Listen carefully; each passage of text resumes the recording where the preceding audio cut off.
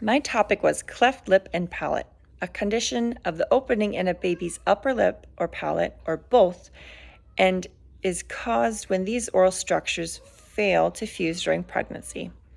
It can also occur as a part of a genetic syndrome or sequence. Now for the case study, I've changed the names so their information is completely anonymous and private, but extra points if you can guess where these names are from.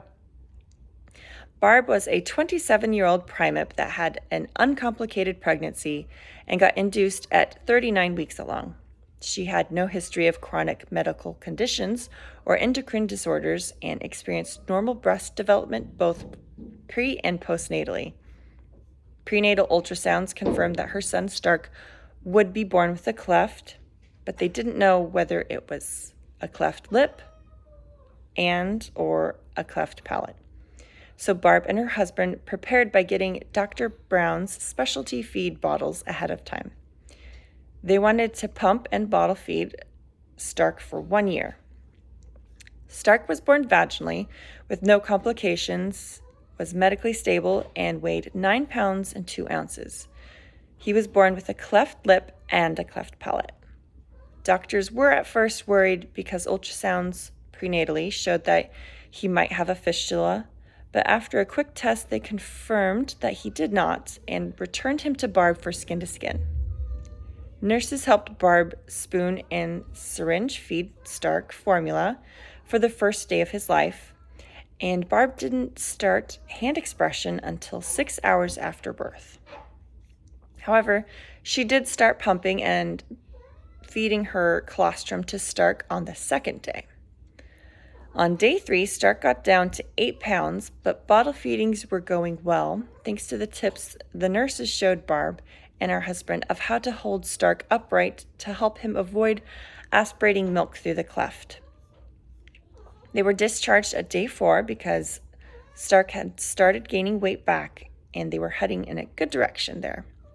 Barb was also happy to go home so she could start sleeping through the night again. At home, she pumped and bottle fed 3 ounces of expressed breast milk 8 times a day with the help of her husband and their parents.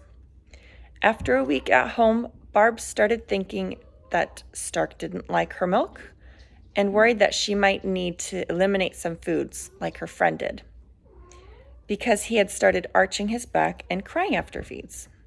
Some people in her Facebook support group eliminated food, and that helped improve their feedings. So Barb called to schedule an appointment with a lactation consultant and told the consultant on the phone that her nipples were hurting. But this she thought was just normal because the first 2 weeks you're just sore, or so she had heard. The lactation consultant urged Barb to bring her Medela double pump to the appointment to figure out what might be going wrong. During the pumping session at the appointment, she noticed that a lot of Barb's areola was being pulled into the flange, that was size 24 millimeters. Next, they got Stark's 2-week and pre-feed weight of 8 pounds and 14 ounces. His feeding ended halfway through the bottle when he started coughing, however, and he coughed for several minutes. Barb said she thought that the flow needed to be even slower on the bottle so he could stop coughing and start gaining weight again. That way they can get the cleft lip correction surgery sooner rather than later, because they already had to wait for Stark to be 1 and 2 years old for the hard and soft palate correction surgeries. Was Stark's weight loss within limits? Was his current weight within normal limits? And what other questions do we need answered? How can we best support this breast milk feeding dyad so Stark can have his surgery sooner rather than later?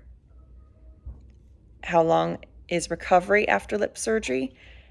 And can he bottle feed right away? Please review the resources that I've posted and post any questions that you have